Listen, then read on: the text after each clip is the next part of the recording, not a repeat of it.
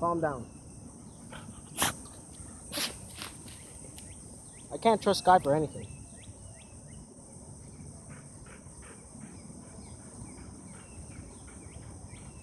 He always tries to fight with other dogs.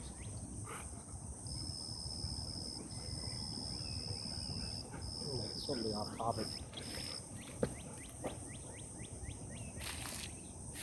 Smoking. Yeah, brand new Dr. Grabow Grand Duke that I got. The day that the last week, the day that I got back, when I got back from the airport, I stopped by a Walgreens. I saw it and I bought it there. In it, I have some Captain Black, and I decided to dedicate this pipe and use it, christen it as my storytime pipe.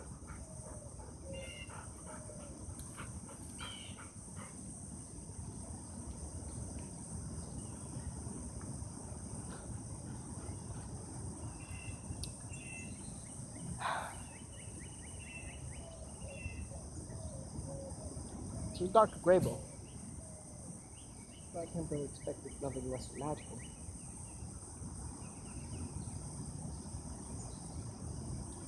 And I like it. I enjoy this pipe. You know, it's the first time I'm smoking, but it's so good. The reason I picked it as a storytime pipe is because it's a small bowl, very easy to, it's very short. Helps you keep track of the time for the stories.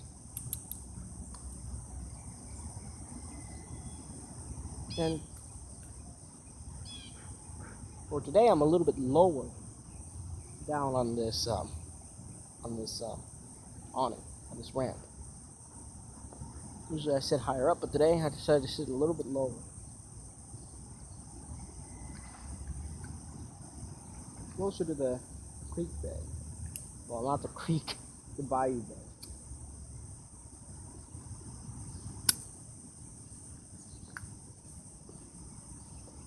I'm still a good distance away from the grass.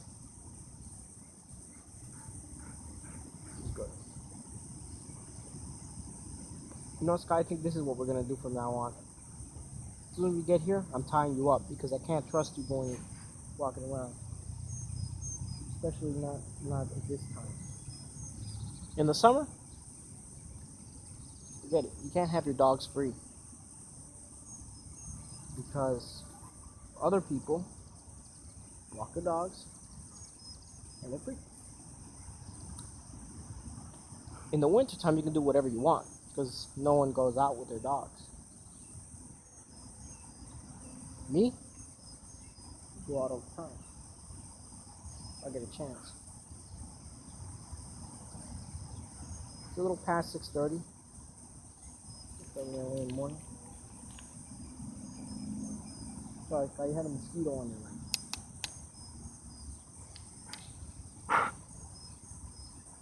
You had it running with the dogs just a few minutes ago.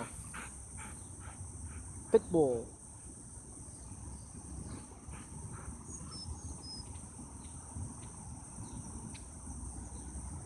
Don't like that too much.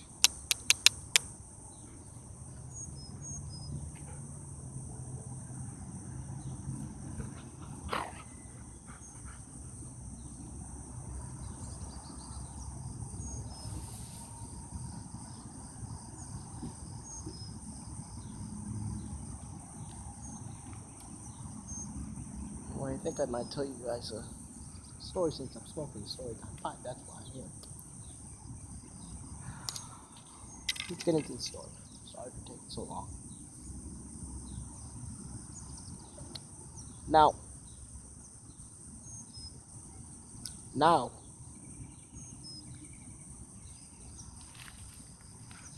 I'm gonna move a little bit closer because here's one new thing I'm trying out. I'm trying out a microphone. It's an iRig mic. It's a cube microphone you plug into the side of the jack of the phone. It's supposed to pick up better audio reception, which it does.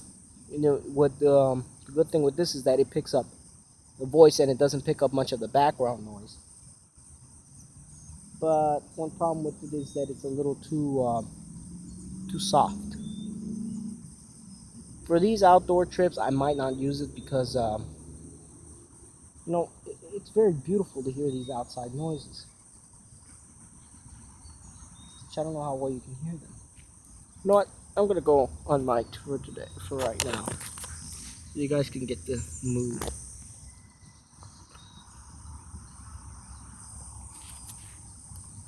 I'm sure that there'll be a big difference in audio quality right now. But this is the microphone. Let's try this because I want you guys to hear all around. Because this has part to do with the story. Just listen for a bit.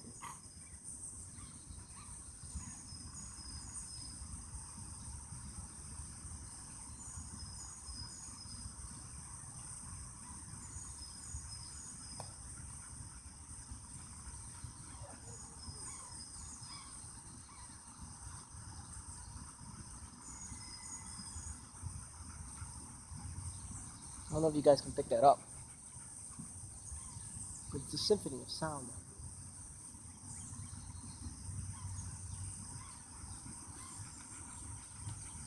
And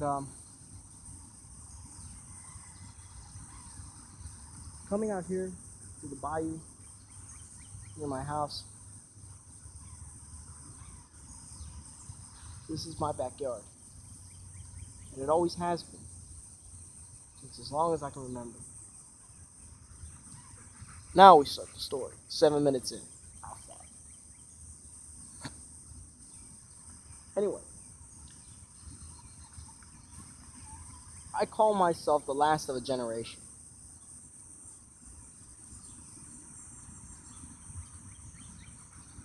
The last of the kids who grew up outdoors, which is something that ultimately disappeared pretty much when. Here's how I pretty much divide how we pretty much divide the world. How pretty much divide society.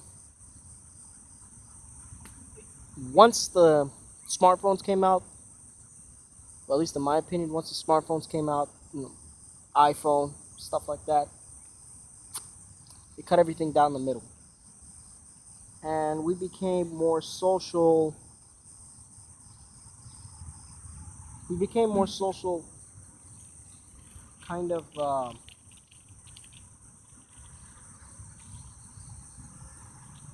artificially. We became more social artificially than we did naturally. I mean, you may have a bunch of friends now on Facebook. You may have like 200 and something friends on Facebook. When I was growing up, we had real freaking friends. These were kids that lived on your block, that you saw and spoke to every single day of your life, and that you played with and had good times with. And that's my story for today. Growing up in the late 90s and early 2000s, I consider myself the last of the generation, the last of the kids who go outside. The last of the, like, watching older movies, when you're in like the suburbs, in like these small little neighborhoods, when you have all the kids, they just decide to hang out together, and they kind of like hang out and play with each other till like about dusk, and then they come inside, go home, come inside, come eat and come to bed. That's what I'm talking about. And I want to talk about my summers past.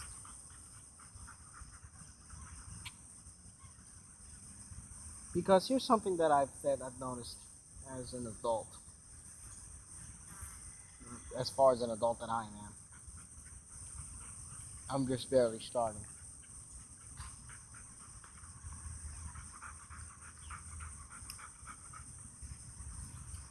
My summers are not, I do not enjoy them as I once did.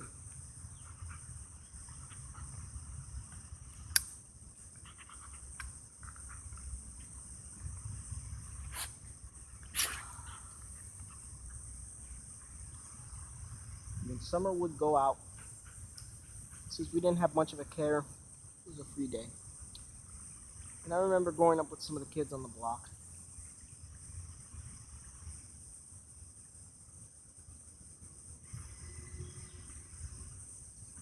Um, my first friend, true friend, was Keenan Smart. And this kid was very, very intelligent. And, we grew up practically, we were neighbors. Not literal neighbors, but we were neighbors. He lived just a few houses down.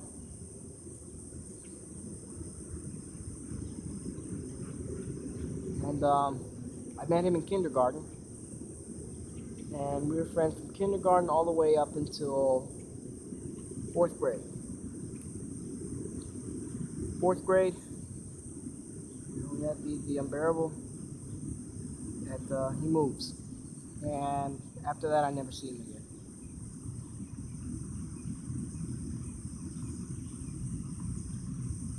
And we did keep in touch for a bit. Phones with he gave me the phone number to his house. But at this time, we didn't have cell phones. It's not like they didn't exist. We just didn't have them. We were kids. We were just a bunch of kids, and we didn't need the cell phones. So he gave me his house phone, and I went from calling him every day, calling him once a week, calling him once a month, calling him once a year, which yeah, after like the first 2 years, I never spoke to him again. We had things to do.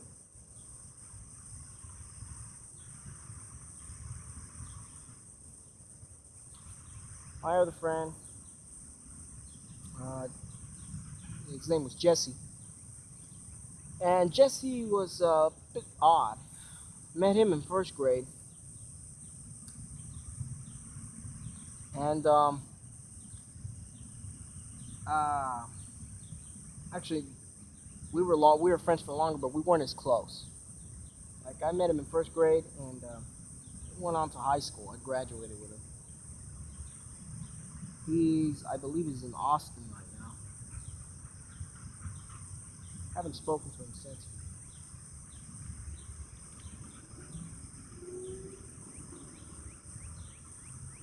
And then another friend that I had, named Daniel, which Daniel was, he was a bit, he had problems, in his house. Daniel was the kid. It was the kid who liked to fight, liked to beat up people. He was the tough guy of the group. So because of that, he went through some hard times, and I haven't spoken to him in years. He was a lot younger than us too. He was much younger than us. But he did, he was he was a juvenile delinquent, and I have no idea, what happened to him. It was around high school I stopped, communicating with him because he was getting in a lot of problems. He had to go to special schools. You know, I, you know, he didn't have time, and I didn't have time. So, and plus, I didn't really want to get involved with him because of those hard times, those things he was going through. So this story is basically going to be about these stories are basically going to be about just Keaton and Jesse,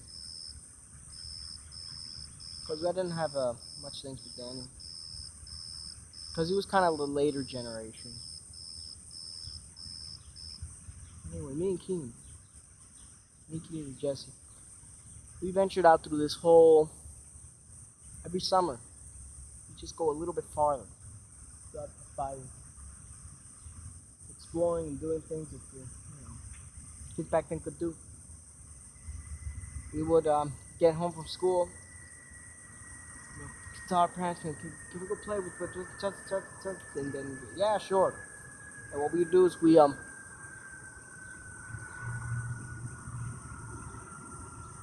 go to Keenan's house because he was the one who lived. He lived in the middle of me and Jesse. I lived on one side. Keenan lived in like a cul-de-sac. So it was like right around the corner he lived. Jesse lived further up the street.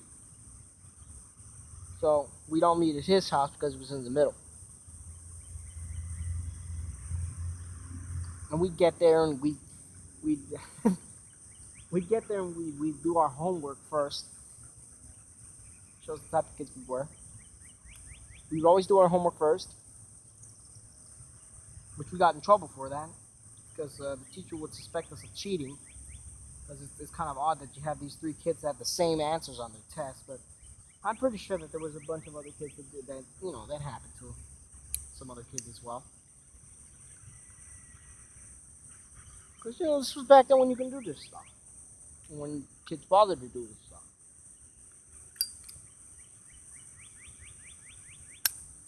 Do our homework, get it done in probably like 10 minutes. Keenan was the smartest one of us, so usually we just copied off of him.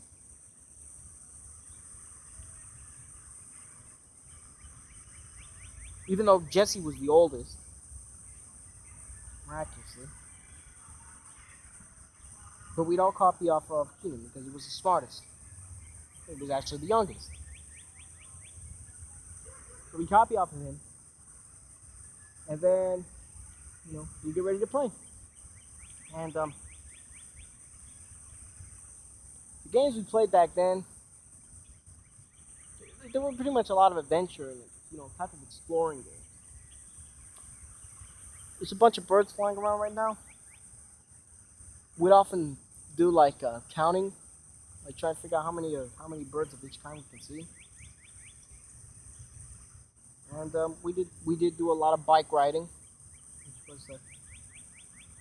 which we did a lot, which was the thing at that time. We rode bikes everywhere. Sometimes we'd even go as far as the corner store, which was very, very far, by foot or by bike. Car, it's like about 2 minutes. Oh, walking, maybe like about 30 minutes. Bike, 10, 15.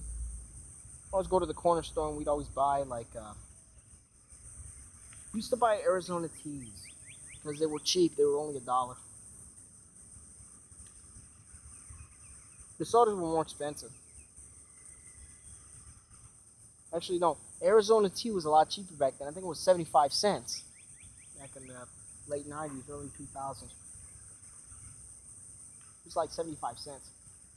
And the sodas were for like $1. And we'd always like put our money together, buy the drinks, and maybe like a bag of chips or a pack of gum or something like that. And we do this.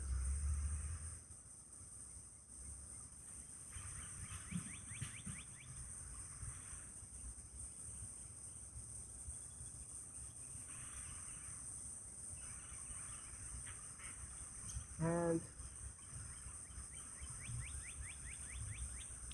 I remember that the games we played. Sorry, going back to the games.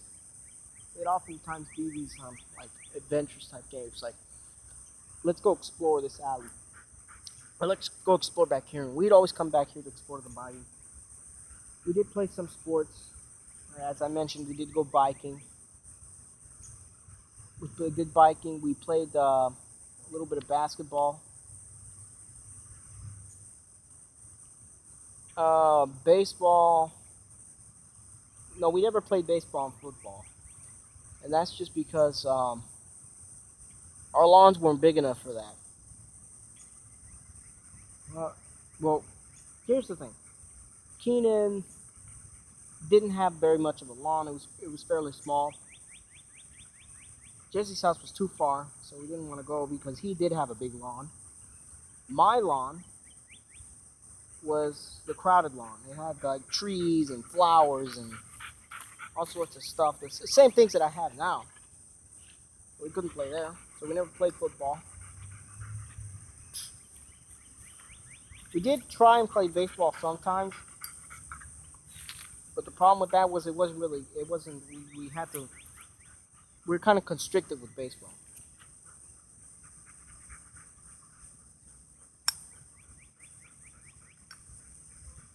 First of all, we couldn't hit the ball very hard. Second of all, with only 3 players, it was kind of, the rules were kind of a little bit bent. And we had to use tennis balls because we couldn't use real baseballs because if it went flying and it hit someone's window, it didn't break it. So we'd always use tennis balls.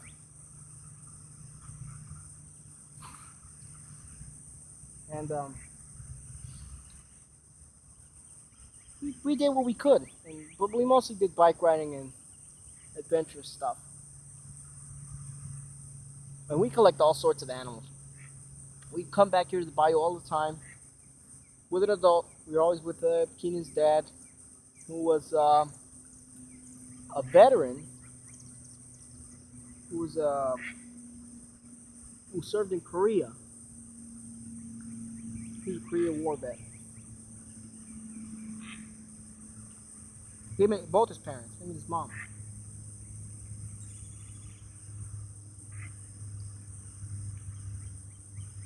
So we'd always come down here, and we'd come with his dad, taught us a bunch of like survival skills. We'd always go bird hunting. Not like bird hunting, like bird watching. The animals that we did hunt, well, not hunt. We didn't kill any animals. We just captured them. We do a lot of we capture frogs and turtles. So much so that we had like a vast collection of like these animals: lizards, turtles, frogs, of all different shapes and sizes. Since Keenan was the one who lived closest to the bayou, he had more. He always had more. So while me and Jesse probably have like maybe 1 or 2 frogs, he'd have like 5 or 6 turtles. I had 1 turtle. Jesse had a turtle. Keenan had 3 turtles. No, he had 4 turtles. 4 baby turtles. One was his. Actually, no. The three of them were his, and one of them was his sister's.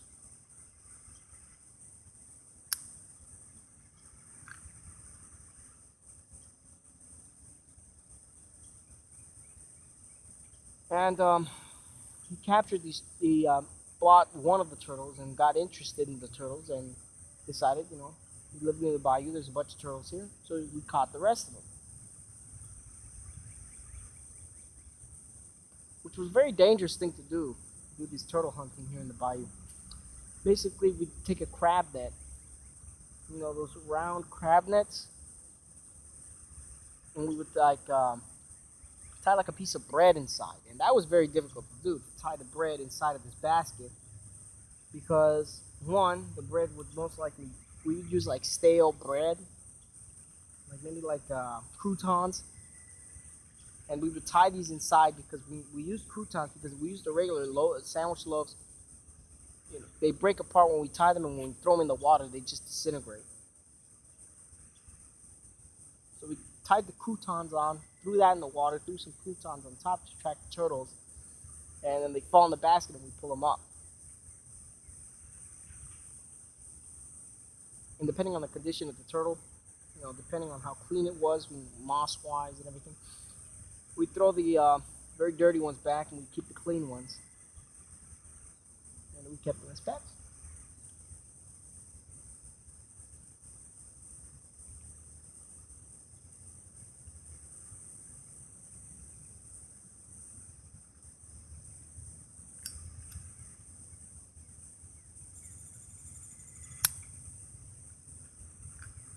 In our later years, we'd do this type of hunting. We were more skilled with it, and we were able to do it better. And we had the turtle maybe about. We'd have the turtle. I got a turtle, and we'd probably have it for like a week.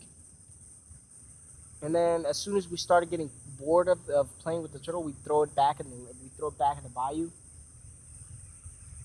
because we did that because we knew if we got tired of the turtle, most likely we'd stop feeding it and we'd kill it. So we'd throw him back, let him go. Unfortunately, I had the worst luck, which I took when I got my turtle, I took it to Keenan's house, lost him at Keenan's house, and they found him a few days later, but he got ran over by the lawnmower. So we had a nice burial out here in the bayou for him. It was actually very memorable thing. It wrapped him in a handkerchief, or was it napkin? No, I think it was a napkin. We wrapped him in a clean white napkin, and we put him on a paper boat, and we let him go here in the bayou.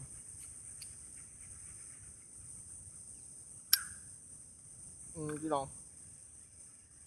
after a while, when the paper boat gets too wet, it sinks, and there goes the boat with the turtle in it. And we had our moment of silence and everything. We were kind of spiritual that way.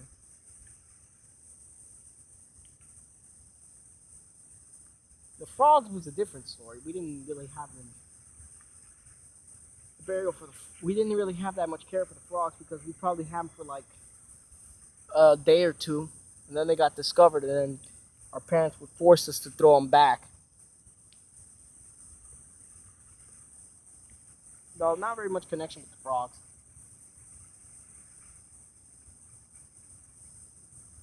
We tried spiders once. That didn't work out too well. For two reasons. One, they were extremely difficult to catch.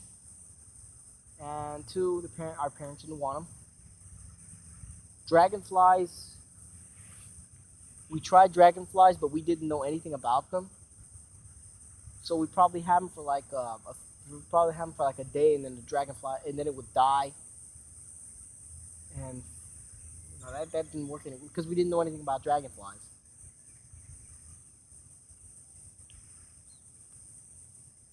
Because at this time, the only way to figure out this stuff was by reading books.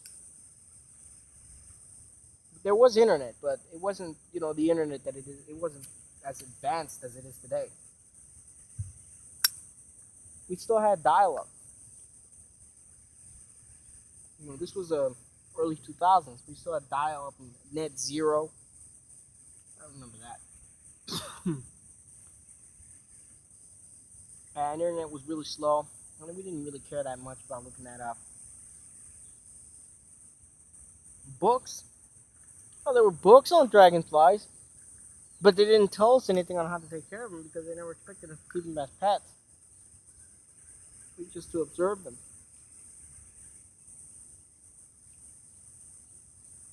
Anyway.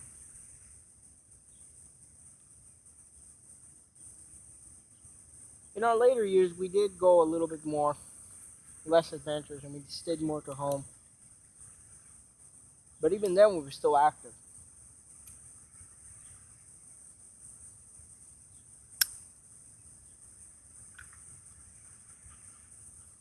We'd go to Keenan's house, play Super Smash Brothers on the GameCube for maybe about an hour, and then his mom would boot us out because she said, "You're spending too much time inside. Go outside." We go outside. What are we gonna do? Let's go on the bike. Or better yet, we used to play cards. And it was like this was back when like those card games started coming out. This was back when with Pokemon and Digimon and Yu-Gi-Oh and all those games just barely started coming out here in the United States. And of course, we got into those. We collected some of them. We collected a lot of those cards, and we'd play the games. We'd like reenact episodes of the shows. Because we'd watch them every Saturday morning, of course. And when we got home from school, one of our local stations, one of our stations, they used to give like after school cartoon specials, and you can either watch like the we had two options. You can watch the educational stuff on PBS, public station, which was a lot of educational shows and stuff like that, or you could go to the other station and watch like the cool stuff, like the stuff with like the monsters and the mindless fun. And yeah, we'd always go for that stuff. I occasionally watch some of the educational stuff, but only certain shows. There were some shows that I didn't really care for.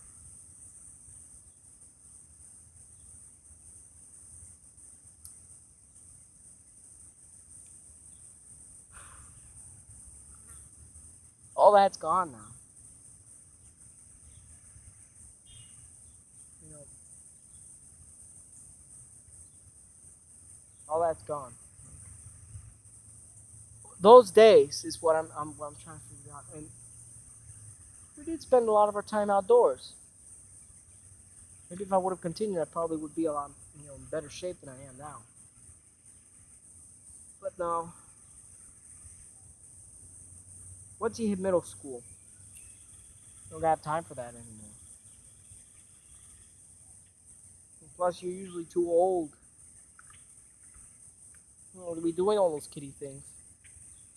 Which, realizing it now, it's not really that kiddie. Watching TV, going out in the woods, well, not in the woods, just out here. Going out here, riding bikes.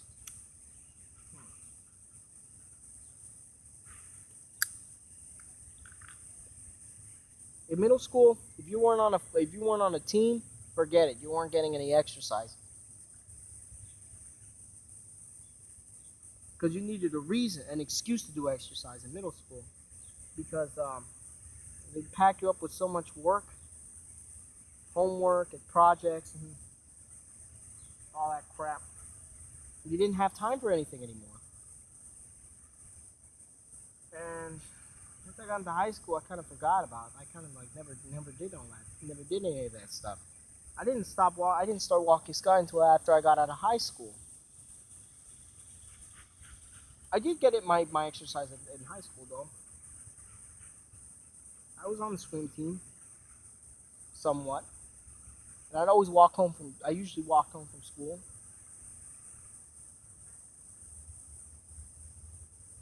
And that's for another story. But I'm just remembering my summers, the past summers, how they seem to be more memorable than they are now. I don't know if it's just the fact that I've gotten older, or is it just the way times have changed.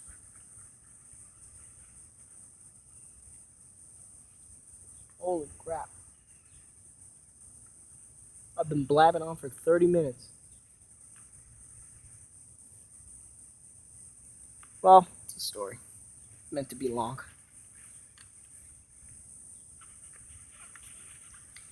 So, I just wanted to, tell that. Not that story-wise. Let me explain something. On paper, I'm a very, very excellent storyteller. Like so much so that some of my professors Have actually asked me if I should go into like literal, like some literal, study literal stuff, like being an English major, or being like some type of writing major, or something like that. But when it's like up here in the like when I'm speaking to the camera, and I'm trying to remember everything by memory.